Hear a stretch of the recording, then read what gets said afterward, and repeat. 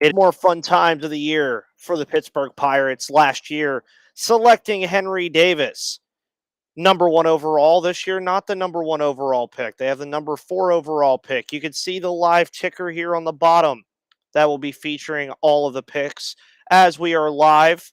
You can see the order, everything that you need to see, and we're live on Twitter. We're live on YouTube. We're live on my Twitter, Locked On Pirates Twitter, and YouTube.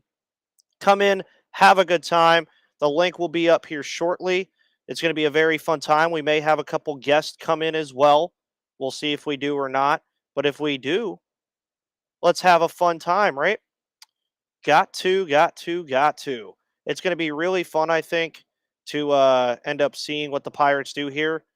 As you can see in the description, there's going to be a lot going on in terms of what the Pirates might or may not be doing. I am going to go ahead and put the chat on the screen for you guys over here. We are live, so of course, all the little nicks and crannies going on here. But there you go. This is the Locked On Pirates podcast, where it is your team every day. The tweet is live. Come and join. It is going to be a fun time. We're going to see if we can get some guests in here as well. I think that'll make things even more fun along the ride here for you guys as the first-year player draft starts in a minute. Should be live here soon. Already got some people in here. We love to see that. Love to see that. Sending a link out to some of the lovely fans as well. If you got a link, come on in. We're all here to have fun. And let's go ahead and play that intro music as we hit the 7 o'clock hour. You are Locked On Pirates, your daily Pittsburgh Pirates podcast. Part of the Locked On Podcast Network, your team every day.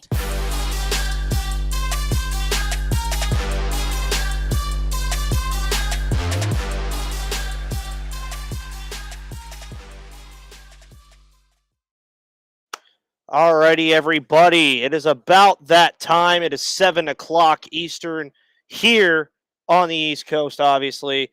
MLB Draft time, ESPN, MLB Network here on the Locked On Podcast Network, where it is your team, your Pittsburgh Pirates, every single day of the week. And as you see, we have a new backdrop. The new place is looking nice. You saw the episode on Friday.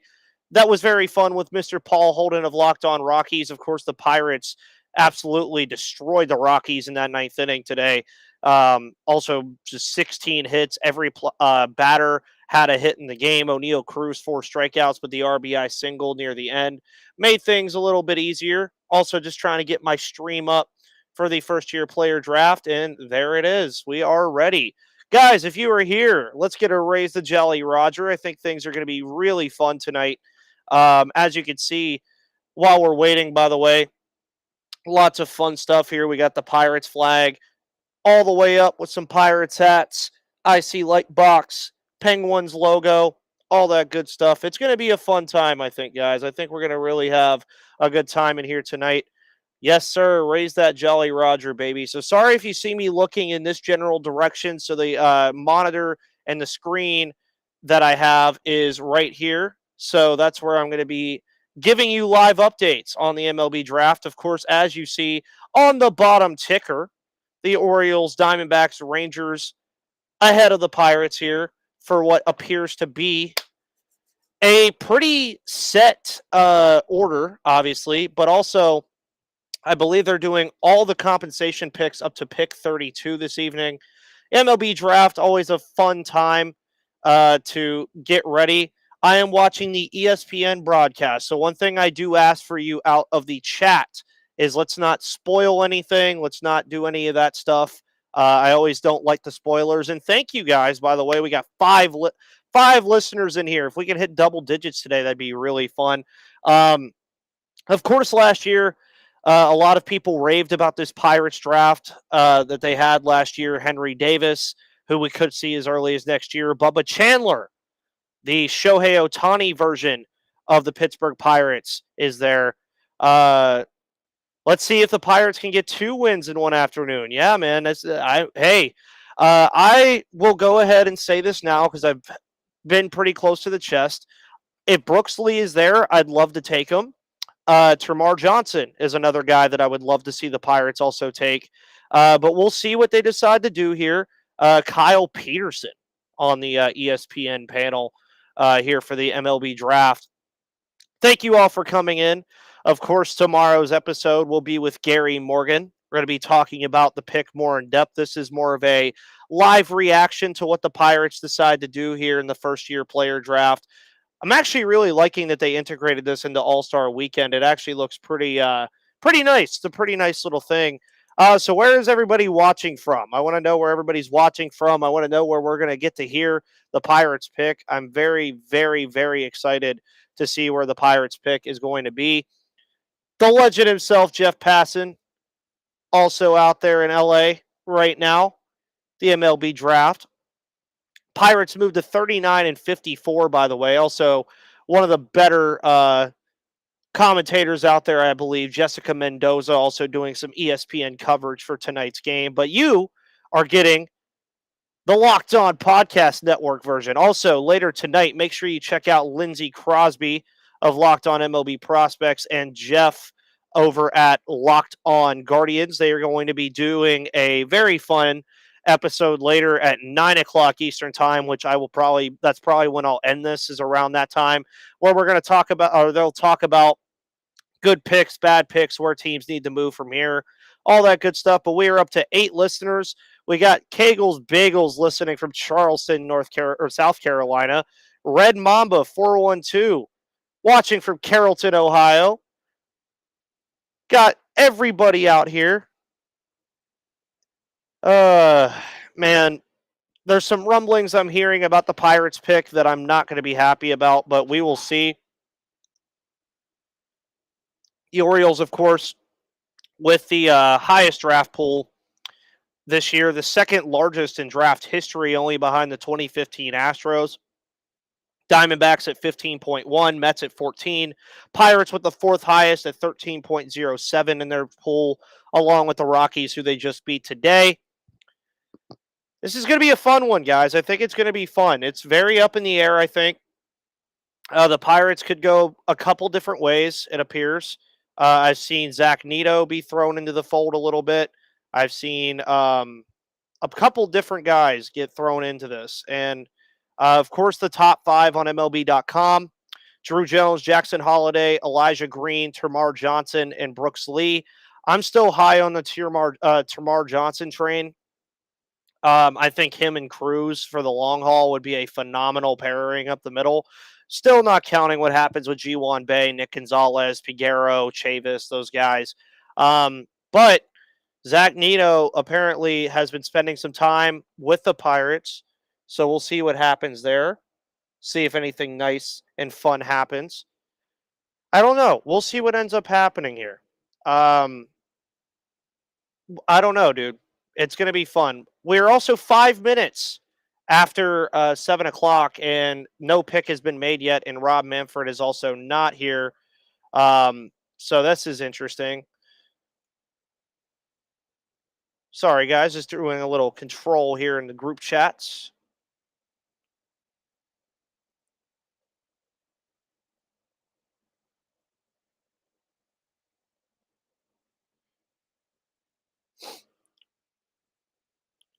Alrighty, guys, up to 9 viewers right now.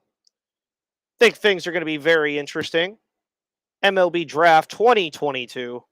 But comments on the game today. I wanted to see everybody's comments on the game today. Of course, O'Neal Cruz had the 4 strikeouts, but then the RBI single in the 9th inning that kind of made up for it just a little bit.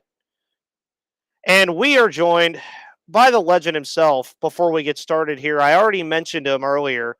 To the 9 viewers, this is the wonderful Lindsey Crosby of the Locked On MLB Prospects podcast, who we had not too long ago. We're up to 10 viewers now, Lindsey. Things are getting crazy in here. Listen, the dedicated early viewers can be happy about a scoop. So right as the draft's kicking off, getting some words about Campbell shortstop Zach Neto. Definitely a first-round talent, not a guy that we were expecting to go in that top 5. But apparently he spent about 2 full days with the Pirates in Pittsburgh the end of last week. And I'm not saying he's the pick, but definitely something where this close to the draft to choose to spend your time with a player there, he's definitely somebody who is in contention for that pick there at 4. Yeah, and Rob Manfred finally stepping up to the podium now. 8 minutes after 7 o'clock. In LA, it's LA. They got to do everything on their time, not our time. But I did see they flashed the odds for the number 1 overall pick on the ESPN broadcast, and Turmar Johnson was plus 1,300 to go number 1 overall 7 days ago. Mm-hmm. Now he is minus 300 to go number 1 overall. Tamar Johnson being one of the guys I was hoping the Pirates might snag. I, of course, was on the Brooks Lee train for a while.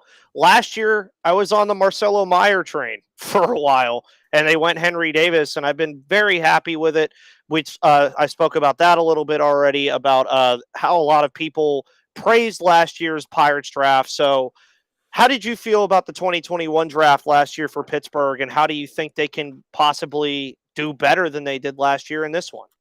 So I liked the idea last year of going for the guys that weren't necessarily just like the high floor, lower ceiling guys, to take a little bit of, I'm not gonna say a risk, but go out and a little bigger gamble on the risk reward types.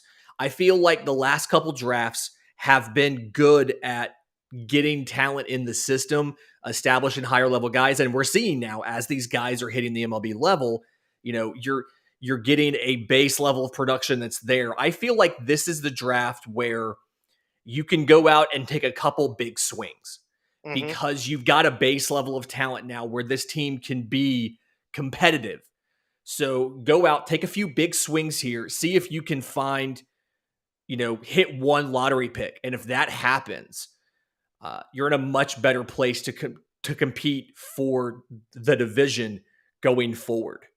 That's kind of what I'm expecting. I say that with the caveat of nobody really knows anything this year. And it's weird. We've never been in this scenario before where we just have no idea what's going on and what to expect. Like you said, BetOnline betting markets have been drastically changing day by day. And so the only thing that we seem to know now is, according to the betting market, Drew Jones won't be 1-1 to the Orioles. Not sure where he's going to go. Not sure if he'll make it to 4. Not a guy I would expect to make it there. But either way, I think the pick is go get some guys, some huge ceiling guys that have some risk attached to them. Because if any of those guys hit, you're good. And if this first pick is something where you're saving some money so you can float 2 or 3 preps in the rounds 2, 3, 4, I get it. I'm on board. Let's get those lottery tickets. Yeah, and the Orioles, of course, are on the clock. As I mentioned to everybody who was in here earlier, second largest draft pool in MLB draft history behind the 2015 Houston Astros. But the Pirates, of course, here picking number 4. By the way, I love shouting out my Pirates group chat that I'm in. I actually had a guy, George Pickens enthusiast. That's his name, obviously. I enjoy that over here with this, plus the mix of the Steelers. But he said if we get Ivan Melendez at 36, it will be the best steal of all time. So, Pirates fans, if you want to agree with that, go for it. But yes, Ivan Melendez definitely does have a boomstick. That dude can rake. Yeah. There's a couple options if you want that first base DH profile with a ton of power. Ivan Melendez is the flashy guy, obviously. If for some reason he's not available there, your next option is go for a guy like a Sonny DeChara out of Auburn. Same type of profile, high on base percentage, can crush the ball. And then your third option, if that doesn't work out, and he's a senior, it'll be a little bit of a cheaper sign, would be a Griffin Doersching. Yep. So you've got a couple options to get that profile, but I think getting that just absolutely huge power masher is the type of risk, that is confined to a DH or first base role, is the type of risk you can take because you have such a solid foundation of talent, either at the major league level or coming up in the next year or two. Also, very interesting tidbit for everybody watching as well. The ESPN broadcast has Baltimore on the clock, but with no clock. So it just says that they're on the clock. They're showing the draft room. I also have no volume for this, obviously, because copyright issues, all that stuff. But we will see what happens here. And the pick is in for Baltimore. So this is where the bottom ticker gets to come into play. It will disappear, and then it'll come back. I also do not know how the difference is, Lindsay, of where you're seeing picks versus when I'm seeing picks, because I'm on a stream. I'm not on TV. So I asked the chat, and they obliged. They said no spoilers until after I see the pick. But if you do say it, hey, we're both at Locked On. You know, we're not Adrian Wojnarowski and Shams Karana trying to break everything. Shout out to major Penguins fan Cam Smith for winning the Open Championship today with an incredible Sunday at St. Andrews, by the way. Wanted to bring that up. An incredible Sunday. Also, for those who do not know about Lindsay, even though he was on the podcast not too long ago, Braves fan. And was at World Series Game 3. Was at World Series Game 3. Tamar Johnson is on the phone. He just stepped out. He just stepped away from his table, taking a phone call. We're doing the table watch. We're doing the phone watch. Yep, Sorry, you have Hug Watch and Table Watch. Hug Watch and Table Watch. Also, their best available has Kevin Parada at number 2 for best available, which is Kylie McDaniel has his own rankings. And Keith Law are a little bit kind of outside industry consensus, and I don't know if that's something where their outlet wants something different. But either way, we got Manfred walking to the podium now. The pick is in. Yep. So we're not too far apart, I don't think. All righty, guys, here we go. MLB Draft, always a fun time. Wow. Jackson Holliday, number 1 overall. At 1-1. All righty. So Jackson Holliday goes number 1. That, I think, changes a lot of things. So, well, I'm not going to say changes a ton of things. Does change some things, right? I mean, obviously now you have to think Arizona's going to take Drew Jones. I don't see why you wouldn't, unless he has some sort of absurd bonus demand we don't know about. I still have a little small part of me that's holding out that the Mets are floating like 8 of these guys for massive amounts of money. We'll see what happens. But I think the big thing here is we're still inside that top tier, top 3 guys in the top 3 picks. Mm-hmm. And so the big wild card to me is going to be at number 3. Does Elijah Green go, or does somebody else come into that top 3, a Kevin Parada or something like that? That's going to be the big change. Because we've been looking at a party. Sorry, that is no. Hey, if you're going to be a number 1 overall pick and your dad was a baseball player and has money, do it too. Yeah, I do the same thing. I'm amazed he's not there, but I guess he wanted to be with family, and what I'm guessing is his girlfriend. Yeah, that's what I would assume too. But also, for those that do not know, Jackson Holliday, the son of Matt Holliday. I actually thought he was the son of Roy Halladay when I first saw his name, but then I was like, oh, yeah, I forgot Matt Holliday also played baseball for a while. This does mean for the Pirates now, they are guaranteed one of Drew Jones, Elijah Green, or Turmar Johnson. Mm-hmm. That is very huge for the Pirates right now. That is very big.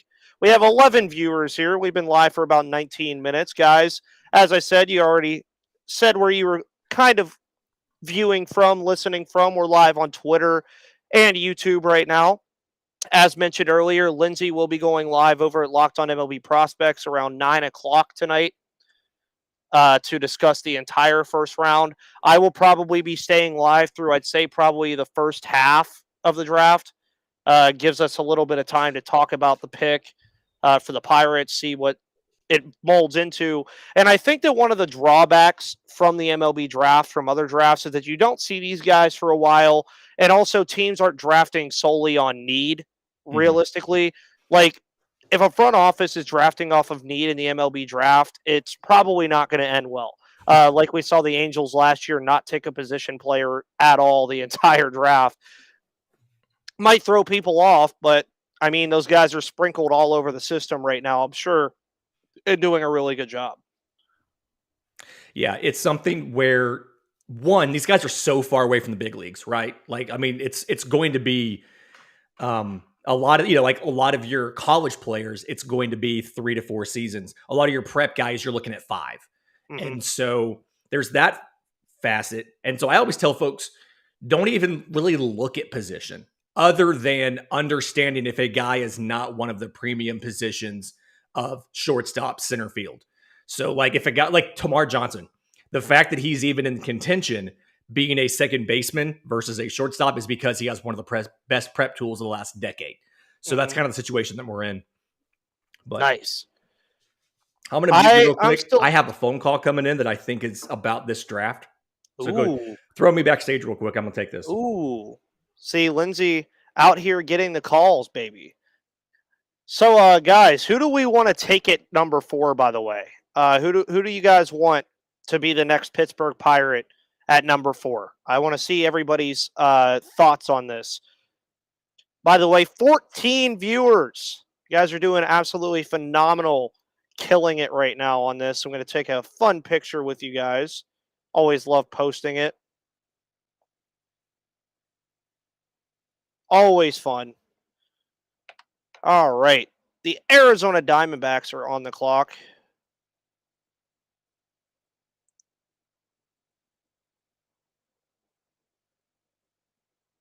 All right.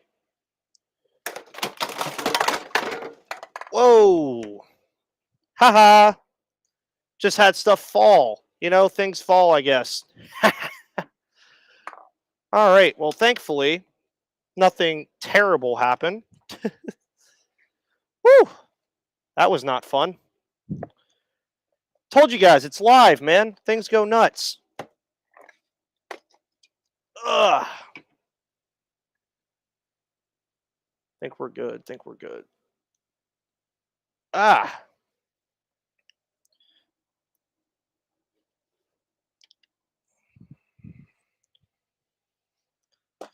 Yeah, so if you guys are wondering what just fell off of my desk, it was my Star Wars trilogy book, and it decided it wanted to fall right on top of my TV. So that was fun. But, things happen. It's all good. I will be right back, guys, as the draft continues on.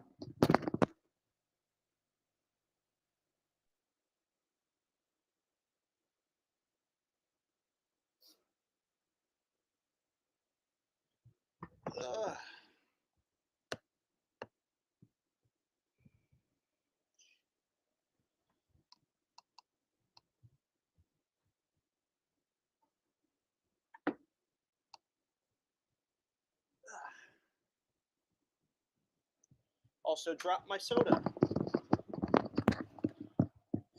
The Pirates should draft Kumar Rocker because it would be funny. It would be pretty hilarious. Not going to lie. If the Pirates took Rocker, it would be a interesting move. Most definitely. All right. Just making sure my monitor is all good still. Sorry about that, guys. Didn't expect I didn't expect my stuff to just fall off of my desk, but the moving process that happens. Diamondbacks still on the clock right now. And let me get this light back up as well. Kumar Rocker, though, one of the biggest questions of the draft, I would say. I don't know where he's going to go. I don't know how things are going to shape up for him. But I guess we'll just have to wait and see how things shape up for him in terms of what's going to happen. Of course, last year drafted to the New York Mets. They didn't come to an agreement. So we'll see. Jackson Holliday, again, as you can see on the bottom ticker, number 1 overall to the Baltimore Orioles. Of course, the son of Matt Holliday.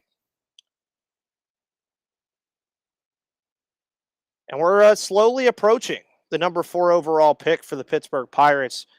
It's going to be interesting, man. I don't know what they're going to decide to do, but I'm very excited. I'm very excited to see what they end up deciding to do here. All right. Make sure all of this stuff is still A-OK. Had a fallout of sorts with a bunch of this stuff. There you go. All righty. We're up to 15 viewers right now, guys. Where's everybody watching from? It is exciting, Gary. It is very exciting. Very exciting. Diamondbacks, of course, still on the clock.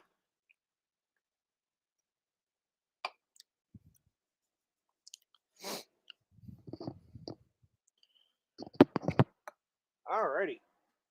I'm going to move the mic away as I eat some food.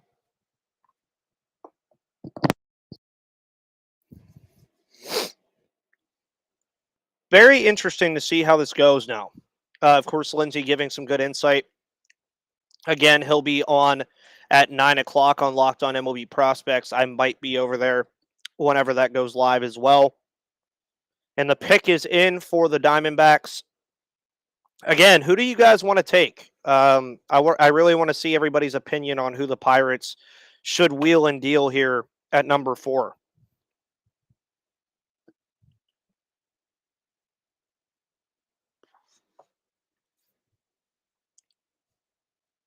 All righty.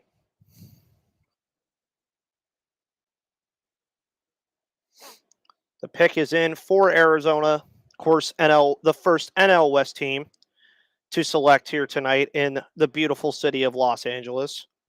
As Rob Manfred is at the podium, and here's a Diamondback selection.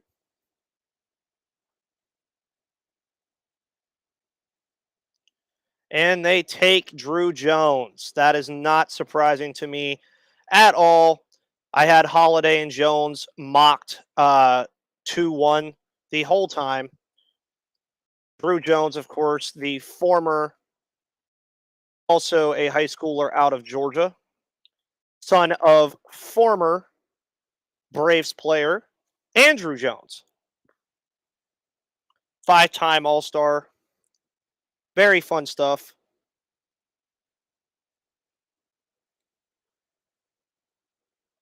In all seriousness, I think Elijah Green has the highest ceiling of anyone left, so he'd be my pick. I would not be mad with Elijah Green. I've said it. I would be okay with Elijah Green, Turmar Johnson, or Turmar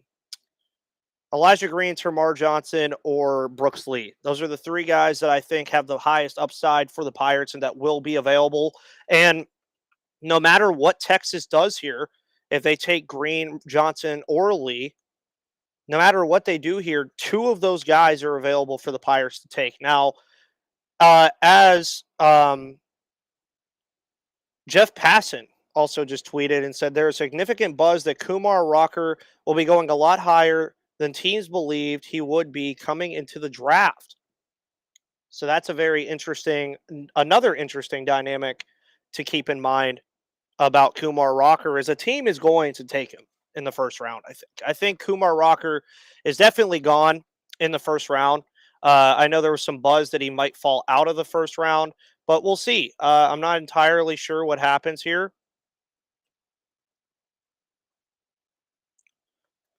Drew Jones, of course, present right now. Future 60 hit tool, 55 power, 70 speed, 70 fielding, 70 arm. You love that out of Drew Jones. I think he would have been a phenomenal pick for the Pirates, but sadly not available at number 4. Texas already has their pick in. That was very fast. Very fast from Texas. I think that means they already had their mindset on somebody who may be a little bit lower than we expected, and that means we are 1 pick away from the Pittsburgh Pirates pick.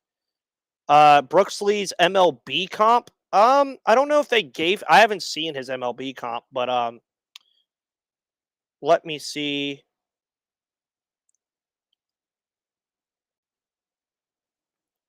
Go ahead and look that up for you. MLB Draft profile, hitter grades, along with other accolades, strengths, weaknesses. So Prime Talk Sports has his pro comparison as Tim Anderson. While Anderson serves as a right-handed bat and Lee from both sides of the dish, they both have similarities in several aspects. Great bat-to-ball skills with a durable glove and an above-average arm. It's not a simple task to sort players straight out of college. However, Lee and Anderson are simply alike. So Tim Anderson is a guy that they're comparing him to. Bat to ball skills as well. I think Javi Baez is even another guy that could kind of be in that realm. But we're also going to see what Texas decides to do here. I think it's going to be very interesting because then we can get into the talk of who Texas takes. And once we get that, it's going to be very interesting. And this is always a cool little thing with Brooks Lee or Drew Jones. He was being chanted overrated in high school, and yeah, things are getting crazy.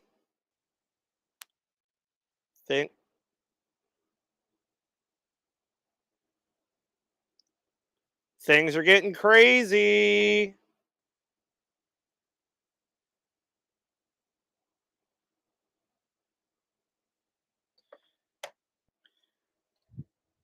The Rangers are up. Oh boy, and they take Kumar Rocker. The Rangers have taken Kumar Rocker. Oh boy. Oh man. Wow. Kumar Rocker, number 3 to the Texas Rangers.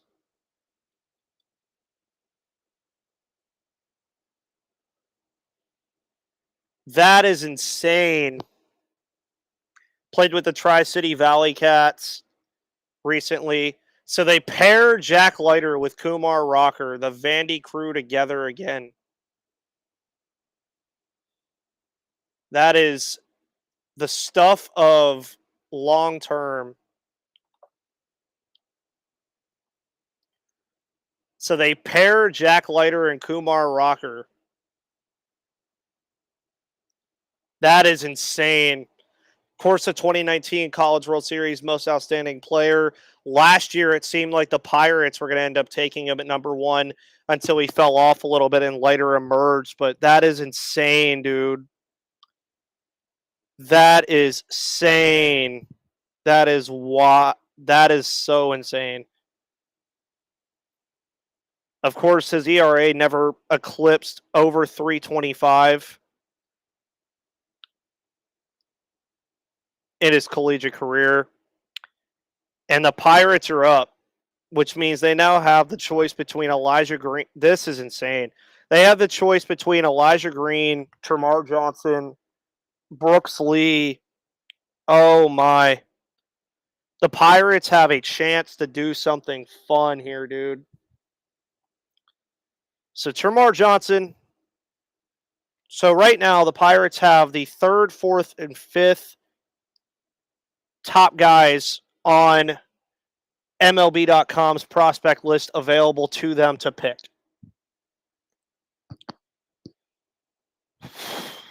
Outfielding, see, you don't pick off of need. But if you think with Elijah Green, if you're wanting a guy that's going to be closer, you take Brooks Lee. Brooks Lee, of course, 21 years old, out of Cal Poly. He's a college guy. Of course, Johnson and Green are more upside but farther away. Jacob Berry could possibly be in the mix. Maybe a Cam Collier. Of course, Cam Collier only 17 right now, so would probably make his MLB debut around the age of 22, which is very interesting. Cam Collier was a guy that I was very much into. Lord, man. I don't know. And the Pirates pick is in. Again, no spoilers here about the Pirates pick. But so far, the Orioles have taken Jackson Holliday. Diamondbacks take Drew Jones. And the Rangers, with the surprise of the draft, already with Kumar Rocker. And it was confirmed a little bit ago that Zach Neto was having time with the Pirates last week. 17th overall on the prospect rankings for the Pittsburgh Pirates. The pick is indeed in. Again, no spoilers in the chat. If you know the pick, you'll see my reaction. That's why we're doing this. We're doing a live reaction to this pick. Tomorrow's episode will be going more in depth to the pick.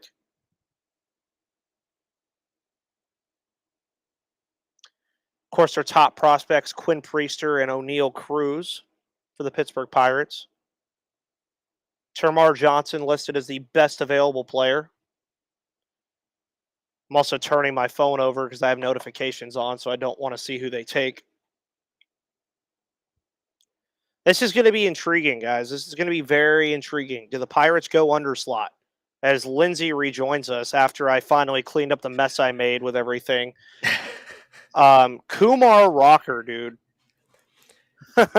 Absolutely huge surprise. Did not see that coming. And that's something where a guy who doesn't have medicals at all, who a team that is not afraid to waste money in the Mets, completely take you off the board because they don't have medicals after they pick you. I don't think any of us saw that coming. So huge shock there, big surprise. But obviously that means, one, your pick is in, and there's more options than we expected you to have. It's just the two sides of the coin is, do you take the guy that's going to be here quicker in Brooks Lee, or do you take the higher ceiling guys in Johnson and Green? That's where I think the Pirates probably are. Neto, of course, another guy too that would be there sooner. Pirates are right there. So that is usually the chess match that these GMs play. Is our team close enough, and do we want a guy that's going to be here now, or do we want a guy that's going to be here in 5 years? Of course, Collier, being 17, as I mentioned earlier, would be making his MLB debut probably around the age of 22. So he's a little more advanced than your typical 17, 18-year-old. He reclassified, and rather than playing his senior year of high school, he went to JUCO, played at JUCO, and then played in the Cape. So he's played against a lot of college players. And he's, I'd say, a little more advanced than your typical 17, 18-year-old prep kid would be. I mean, he's not going to debut before. I mean, he's not going to be a debut at 19 or 20. Yeah, he's not going to be Juan Soto. Yeah, but he is. I mean, I could very reasonably see him as he's turning 21, being in the bigs versus having to wait like normal till 22, 23. Here's your pick. Walk into the stage now. Alrighty, Manfred, give it to me. Lay it on me. Lay it on me, Manfred.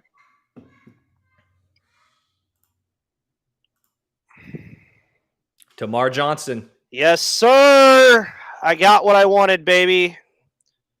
Turmar Johnson is the pick for the Pittsburgh Pirates. What a pick it is.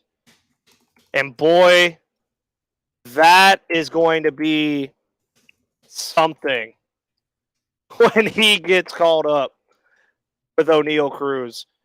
That is going to be nice. Mm-hmm. That's going to be a nice double play tandem for a while there.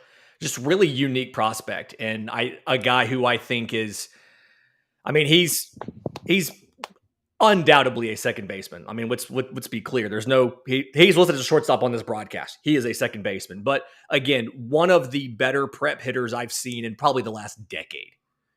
Legitimately a 70 grade hit tool. The only question I have when it comes to his offense is, where does his power end up? I could see him as like a 60 grade guy, which is, you're looking at probably a 20, 25 home runs. Don't necessarily know if he will or not, but he is now the highest drafted prep second baseman of all time. No pressure here. Hey, that's on brand for the Pirates, honestly. Turmar Johnson, of course, 18U national team. Dude looks like a stud.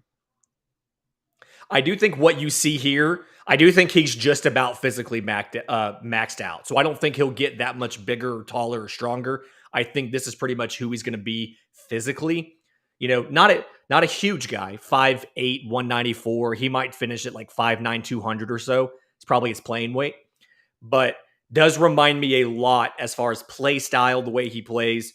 Not given a comp, I don't do comps, but reminds me a lot of like an Ozzie Albies type of game. Is he pure lefty, I believe?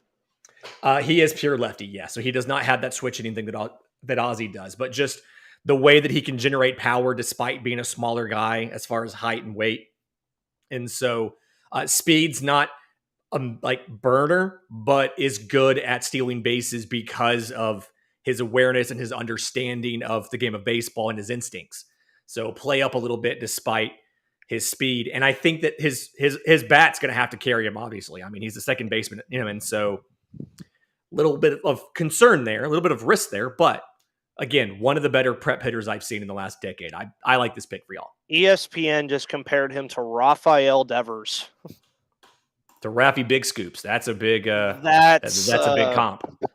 Very big comp, but for MLB.com, of course, the wonderful website in the world, Termarr was their number 4 guy.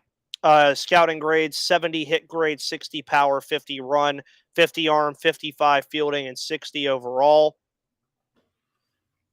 And I mean, it's crazy too. It's crazy. Yeah, he's not necessarily going to be the number 1 second baseman in baseball, but he is going to be, you are going to be more than happy with him at second base every day. He will contend for all-star games.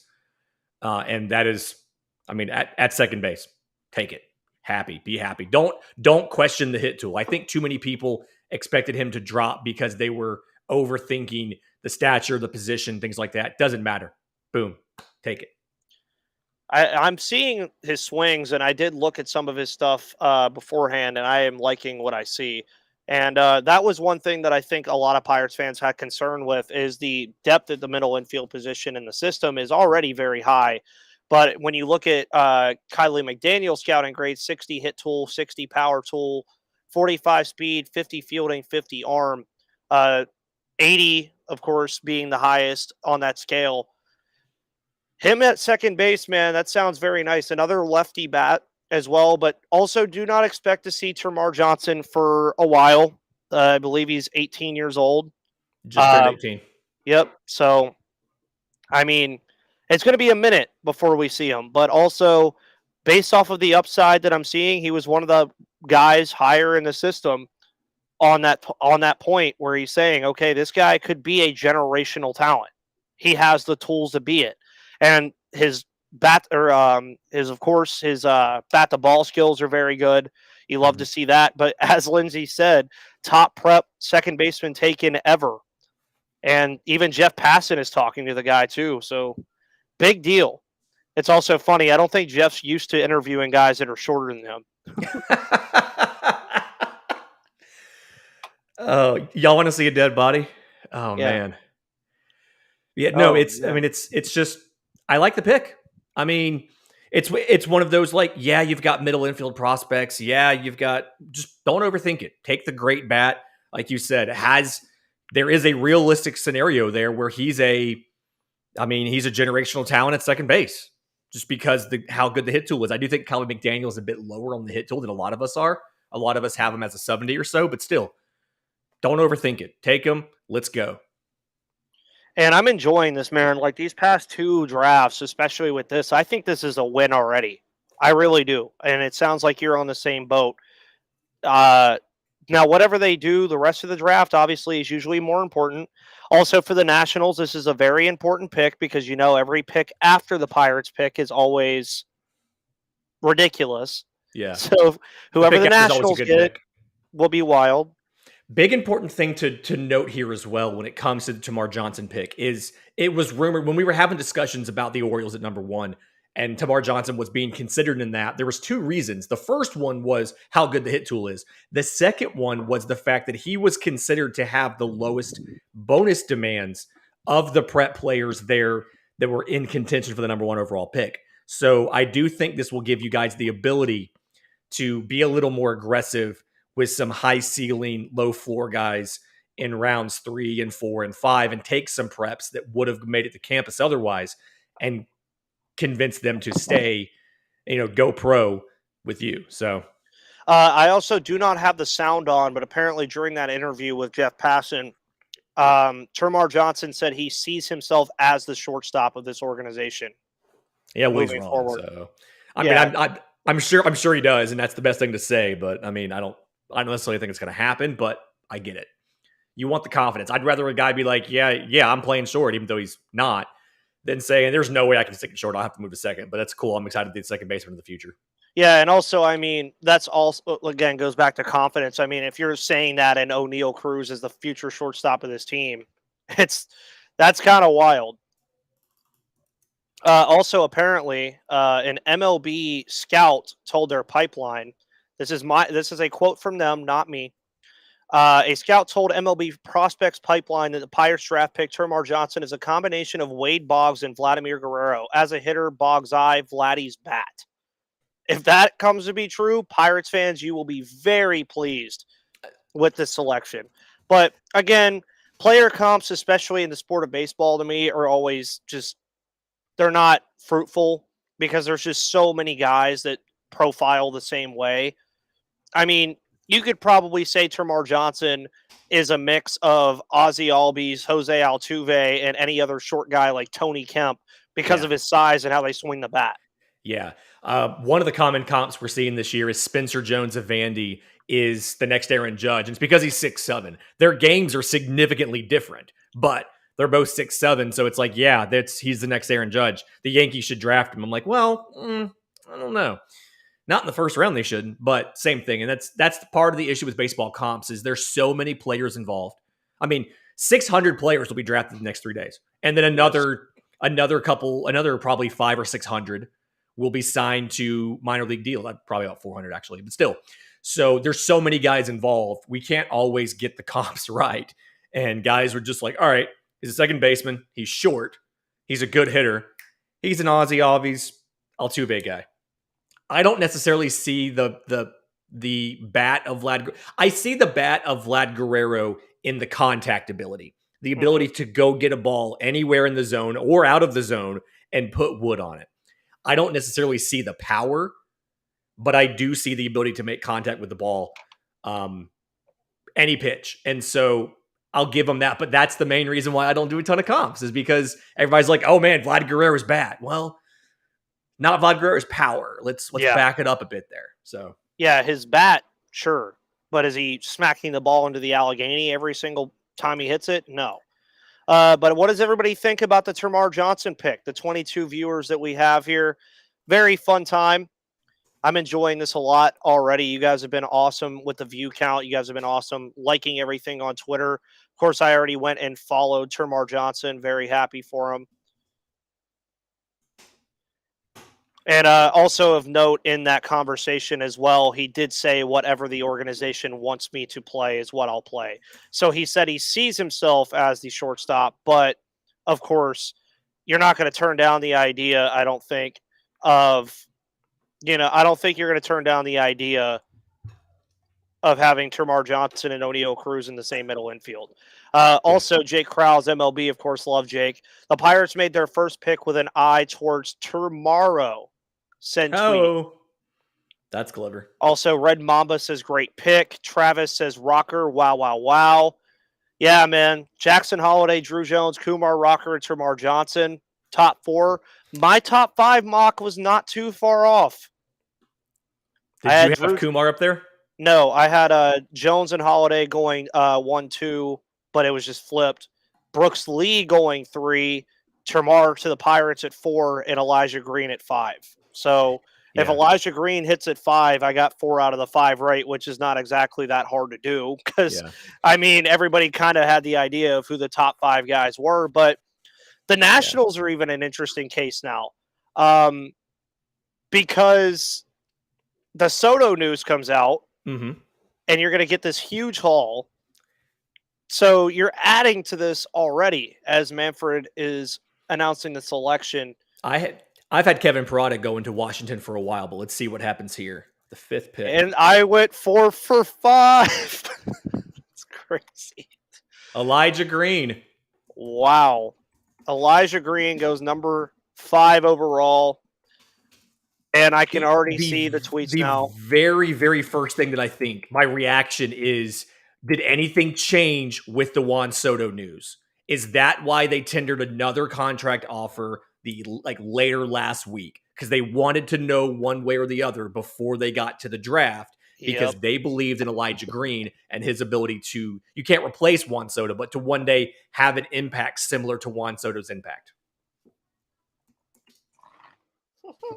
Sorry to talk over you there.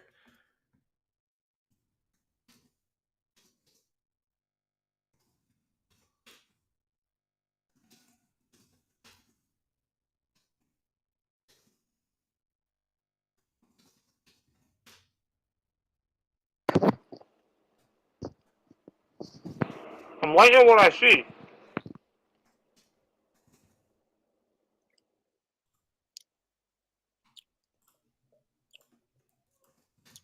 I also remember, too, of course, every year before these selections are made, every year there's that guy that's like, oh, it's tank for Green, tank for Rocker. And a lot of people assumed Elijah Green would be number 1 overall for a while. Yeah. Committed to Miami, ends up going to Washington. And yeah, I think that dynamic is very interesting now. And it's going to be a topic of conversation for sure with the Nationals that they take an outfielder, clearly an outfielder. And it's also interesting that people are bringing up the dynamic of, oh, Soto's leaving Washington. But I think what a lot of people forget is when Soto emerged, Bryce Harper was already gone. So are we seeing the complete inverse of this again, where Soto leaves and Elijah Green ascends into being the Nationals' top outfielder? If only the Nationals could find a way to find some money and sign one of these guys, Because Yeah. I'm going to throw out there real quick. The $440 million is what gets everybody's attention on the Juan Soto thing. But the issue with it wasn't the total dollar amount. It was the annual average value. Because arguably Juan Soto is worth, that was just under $30 million a year. And the conversation we have been having for Juan Soto was he's going to be worth somewhere. The negotiations from his side are going to start at $40 million a year. So they leaked the $440 million number to make him look bad. But in reality, they were trying to lowball him and going less than 29. And Williams Wins has a comment. So if he gets $600 million, if he gets Mike Trout's AAV, he would have had the largest or second largest contract by total dollar amount. But by AAV, it would have been 20th largest. And so that was the issue with the Juan Soto extension offer. If they had done 440 for 10 years or for 12 or maybe even 13, that may have worked. But 15 years, 440 was not going to work. Yeah. And so now the question is going to be, how long does it take Green to get to the bigs? You're obviously expecting it to be 4 or 5 years because not everybody's a Juan Soto type. And so obviously Juan Soto is going to be gone. Yeah. The expectation is, even if they keep him until free agency, he's still gone by then. So what does this organization do? And I think there's a lot of people in the prospect apparatus that have a little more question about the risk for Green's profile here. It's considered that he has a little more risk than some of these other preps because of the swing and miss in his game. And so part of me thinks you can take a risk on on a guy like Green, because if he makes it, he's going to be amazing. But there's a chance he might not make it. And the chance is higher than it is with a lot of other prep players. Understanding that you're going to get a ton of really good prospects when you do trade Juan Soto. And to answer Travis Vanderpool's question, I don't think you're going to see Juan Soto traded this year, simply because it's so hard for a team to move that many prospects and probably a major league piece or two at the trade deadline. I think it's more likely you see it happen. If it happens in the next year, it happens during the winter. It happens during winter meetings or even sometime before spring training. Yeah, and that's where I've kind of been on that whole train too, is I don't expect it to happen midseason. Jacob Berry goes number 6 to the Marlins. They're listing him as a right fielder. Yeah, third baseman and outfielder. He played third base kind of out of necessity for LSU. I think he's better in the outfield. He does have the cannon. He can play right field and third base. He's a decent athlete, but he doesn't have that twitchiness that you need to play a good defensive third base. So I think right field is better. He still has good reads and routes and reactions, but it gives him a little bit longer to get up to speed to get to a ball versus trying to do a quick jump at third. I think the big surprise here so far is that kind of like Brooks Lee, one, Jacob Berry coming up so high, and then Brooks Lee falling as far as he has so far. This is kind of surprising. I don't necessarily know if we expected Lee to be the follower. Lee's the guy we thought was going to come up a little bit, not necessarily drop. In the Marlins sense, too, of thinking about this, again, you don't draft on need. And Dave White says, wish the Pirates would have picked Barry, switch hitting outfielder. And then Williams says it's going to be a massive haul no matter who pays about the Soto deal. It will. It's very interesting about Miami because, again, you don't draft for need in the MLB draft, but of course you have the whole Khalil Watson thing going on. That even swayed me a little bit to say, okay, Brooks Lee's there, you probably take him. But that also, I think, shows a willingness to say they want to fix that situation with Khalil Watson, which for those who don't know, he's had some disciplinary issues, especially with a certain thing he did to an umpire in minor league baseball. So the Marlins, of course, basically sent him home for a couple weeks, from what I was told. But I don't think it's anything major. I think it's just a young guy who's struggling for the first time in his career. So from as I understand, from what I've heard from some folks in the organization and things like that, this is like the last in a long line of behavioral issues that they've tried to address. So I think it actually is a little bit more severe than we were expecting. And that's not something they've talked a lot about, but they've had a lot of issues with this. I do think they expect that this will be resolved, but they are prepared if needed to move him out of the organization, to cut bait on him. They don't want to. They want to keep him around. They want him to figure it out. He's a good talent. But yeah, obviously, yeah. It is something where they are prepared to cut bait if they have to and move him out in a prospect for prospect swap. Yes.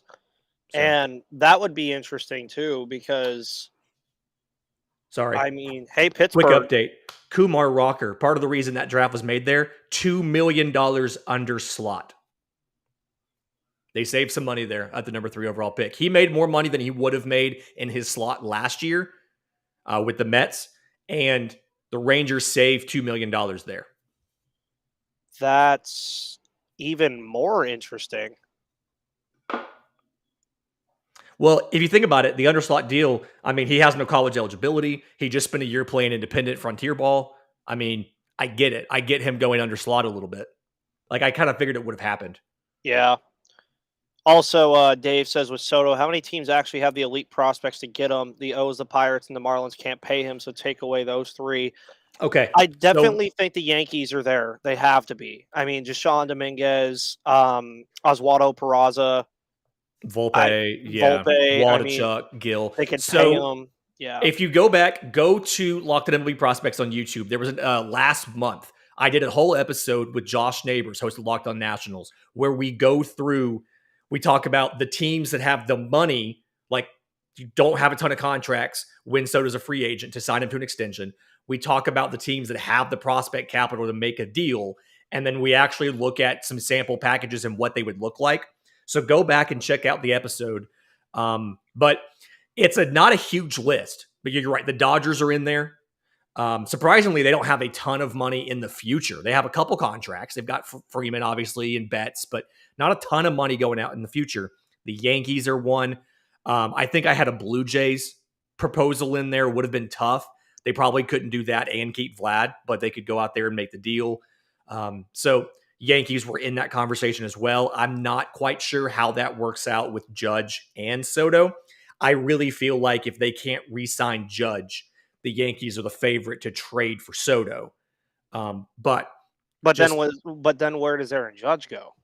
Exactly. I mean, as a free agent, whoever pays him the most money, probably. Yeah.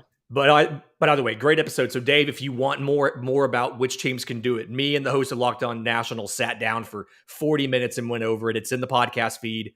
I want to say it was early June, maybe right after all the rumors came out about Juan Soto maybe getting traded. So go check that out. Sorry, and it's also interesting too because there's that wonderful website, the MLB Trade Machine, that gives you the values and everything. And I jokingly did it the other day. And Reynolds, Hayes, Cruz, Priester, and Piguero did not do it. Put that into mind for a second. That's wild.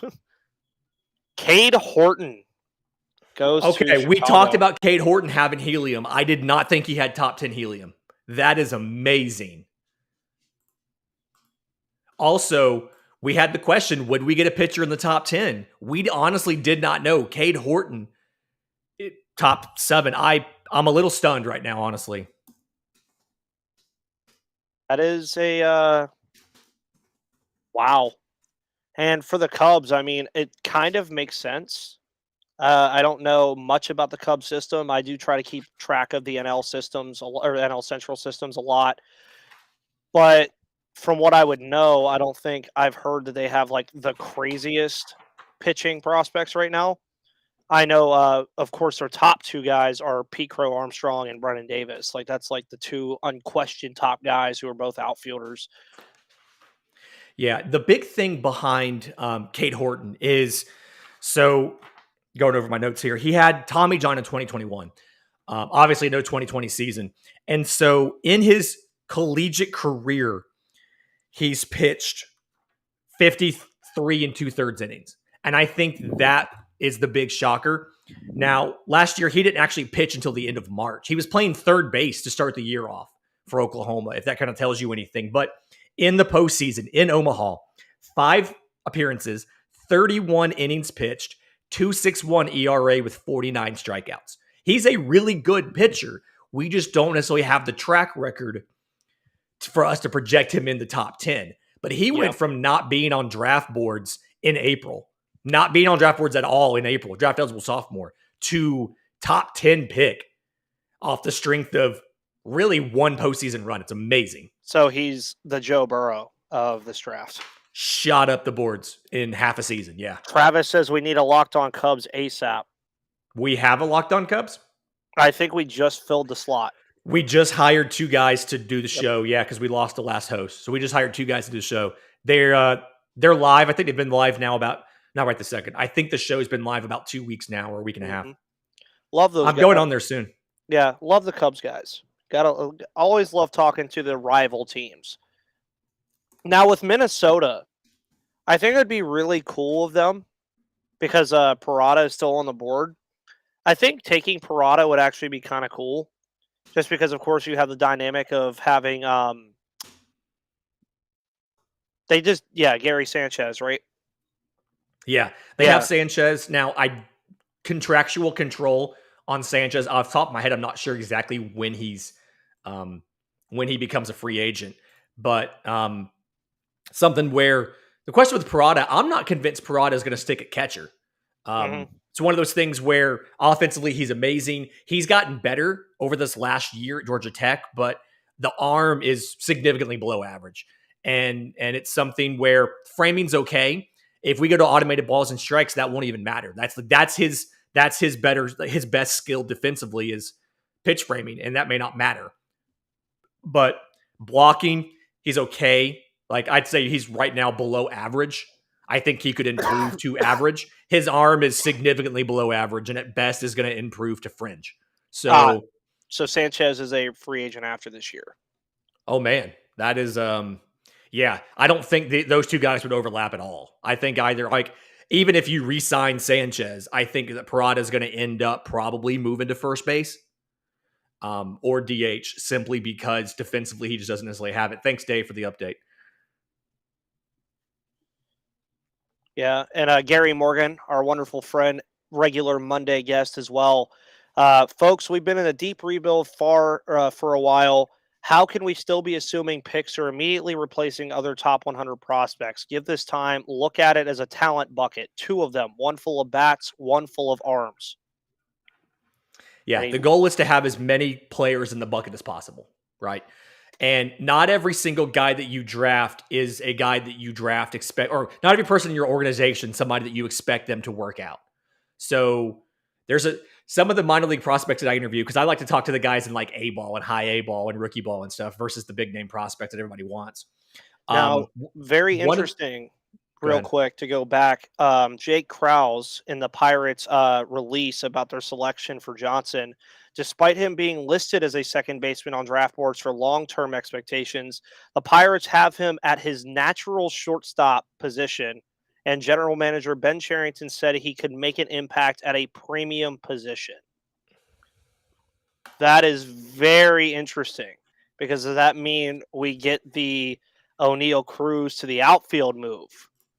Which I don't want to see that, because he's shut a lot of people up for the last couple of weeks about he can't play defense at shortstop, and literally has 5 defensive runs saved and is like top 10 in defensive runs saved at shortstop already. I still think he moves to second base. I agree with you 100%. I think that's just a long-term expectation. That's a long-term move, and it's the right move. It just really depends now with, and I'm sure you know this even better than I do probably, with the dynamic that you have Nick Gonzalez, G1 Bay, Leover Piguero, Bubba Chandler can even possibly fit in that mold somewhere right there too. But I'm starting to think they're going to make Chandler a pitcher. I don't know if they're going to keep him two-way, but I do think they're going to make him a pitcher. And then you have other guys that are still in there too that are making impacts at that level right now, like a Rodolfo Castro, who's another guy that has seen multiple stints here. Mm-hmm. And then Hoy Park, even, who got acquired last year. There's a lot going on there. So is this also where the Pirates, you could be making it now next year if they're contending to say, oh, the Pirates have traded Gonzalez and one of these other middle outfielders for a starting pitcher to go make a run at the postseason? It absolutely does give you more flexibility. It's something where, again, you're just accumulating as much talent as possible.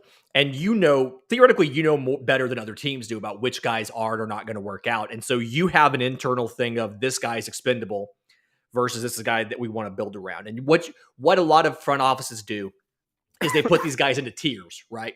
So they say tier 1 are these 3 players. We're not going to trade more than one of these. We don't want to trade any of these, but for the right player, we'll deal 1. Tier 2 is these guys. Tier 3 is these guys. And so I think what this does is this includes more guys in tier 2. Tamar Johnson is probably a tier 1 player because of his hit tool. So this gives you more flexibility. You're more willing to trade a tier 2 or 3 player knowing that you have a possible replacement in tier 1. Yep, and the Minnesota Twins pick is in. By the way, Jett Williams, phenomenal baseball name. Jett with 2 T's. Yeah, with 2 T's. Phenomenal baseball name. Fun fact, this is the first time since 1990 that no players from a 4-year college were taken in the first 5 picks. First time since 1990. Jeez. Fun fact. All right, I have to go hop on another thing real quick before I do our live show. So thank you for letting me be here. I apologize for taking so much of the time. We folks, love it, man. If Ethan's finished by then at 9:00 Eastern, we're going to have a live MLB draft show on the Locked On MLB Prospects YouTube channel. Come check it out. It's going to be great. Yep, I will be wrapping up probably after the Colorado pick, taking a break and while watching it, and then I will probably be in there for your guys' show. And there goes Brooks Lee. Brooks Lee at 8. Love it. I'm going to go hop on with the Twins guys real quick. Thanks, Sounds Ethan. Good. All righty, guys. Brooks Lee off the board. Fell down a little bit lower than I think that a lot of people expected him to. But this draft is already getting very interesting. You already see Cade Horton. You already see Kumar Rocker off the board. But I think the Pirates definitely did a good job. And as I just mentioned, we're going to stay here for the Kansas City and the Colorado pick. I am going to take a break. And then, of course, if you guys want to check out the Locked On MLB Prospects show, I will be on that probably later as well as a backup. Man, Brooks Lee is a good player, dude. I like what the Twins got in Brooks Lee. I think that's a very phenomenal pick for them. 27 doubles last season, which was a school record out of Cal Poly. Where's my favorite number 22? But Turmar Johnson, man, I'm very much enjoying what I'm seeing already in terms of like personality wise. The guy already said you're getting the best player in the draft and a ring. Of course, high school shortstop. Tamar Johnson, of course, is the pick. You love to see it. And I'm very excited, man. I really enjoy what we're seeing here. Also, to go into Turmar Johnson a little bit, we're actually going to do some stats real quick on Turmar Johnson. We can look up some of his stats here from high school, I believe. Not sure if we can or not, actually. He was actually slated to go to Arizona State. That's where he was committed. As well, I will read you guys the final paragraph and the overview of MLB.com's prospects rankings.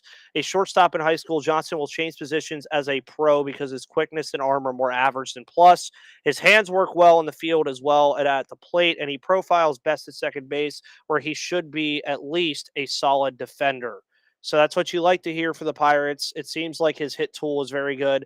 His hand-eye coordination and swing decisions make him an elite contact hitter from the left side of the plate. He isn't phased by mid-90s fastballs or quality breaking balls, using his quick, compact stroke to drive the ball to all fields. Though he is listed at 5'10", and it might be a bit generous, his ability to barrel balls along with his bat speed and strength could make him a 25 to 30 homer threat in the big leagues. So, sounds like we got a guy that's going to be hitting him into the Allegheny, and I'm very excited for that. I think that's going to be very, very fun to see here in the future. Kansas City now on the clock. Kansas City and Colorado will wrap up our top 10. But guys, it seems like you guys are really enjoying the pick. We'll see, man. I don't know. I think it's going to be really interesting. Of course, again, it's going to be a while before we see Johnson play. But watching him in the minors grow is going to be awesome. I'm concerned that when he fills out, he's not going to be able to play shortstop or even second base. Hope I'm wrong. What do you mean fills out, Dave? Like, you mean like physically? Like physically fills out? Or do you just like fills out in terms in general?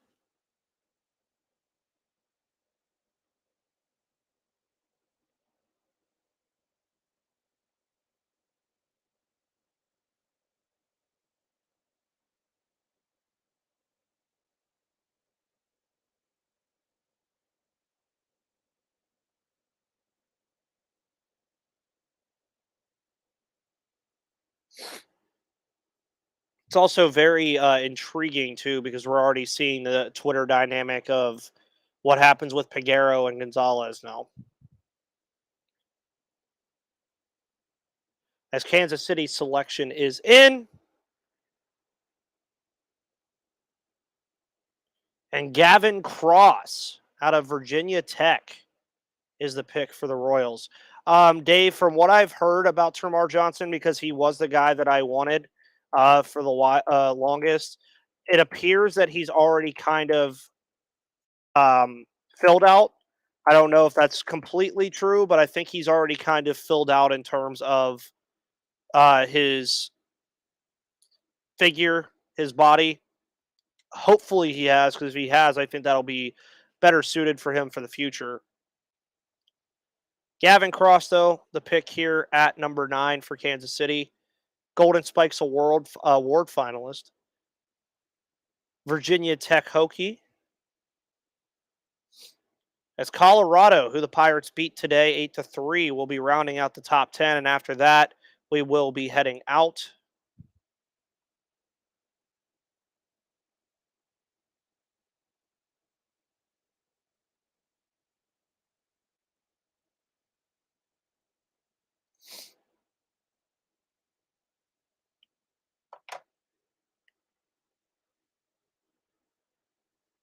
Man, I am very happy, dude. Preseason All-American first team Arizona State commit Turmar Johnson, the number 4 overall pick in the draft to the Pittsburgh Pirates. Kevin Parada, Cam Collier, Dylan Lesko, Drew Gilbert, all still on the board right now. It's a very interesting spot. Zach Neto, also still on the board. When do I see Burrows getting a shot in Major League Baseball? Well, we did see his promotion to Indy recently. I think you might see him September call-ups this year, but I definitely think it's a given that Burrows is going to be here in 2023, I think he's pretty much as good as guaranteed to be here in 2023, I would think. You might get a little taste like we got with Contreras, like if the Pirates obviously won't, I don't think, will be in contention in that final weekend. I do think that he will be all good. Think he'll be up in 2023. Of course, tomorrow as well, Gary Morgan will be on the podcast. We'll be talking more in depth about the Turmar Johnson pick. We'll be talking about a lot of different things. Oh, yeah, guys. I appreciate it, dude. I really love doing this for you guys. This kind of thing is always fun. I love doing these lives. You guys were great with the view count, by the way. Got up to 25 at one point.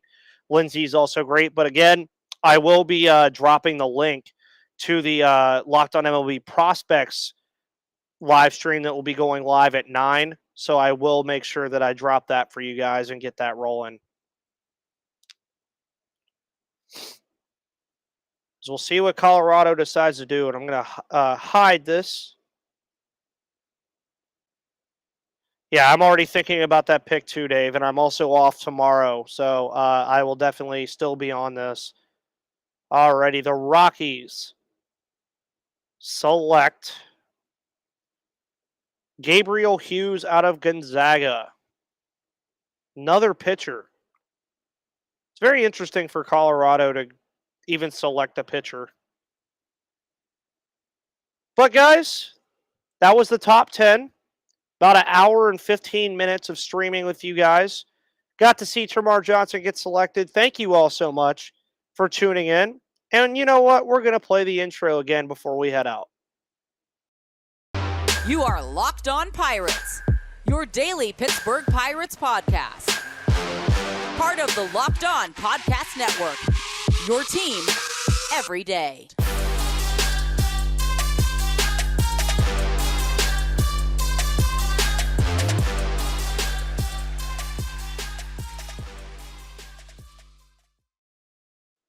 Alrighty, guys, that was the intro again.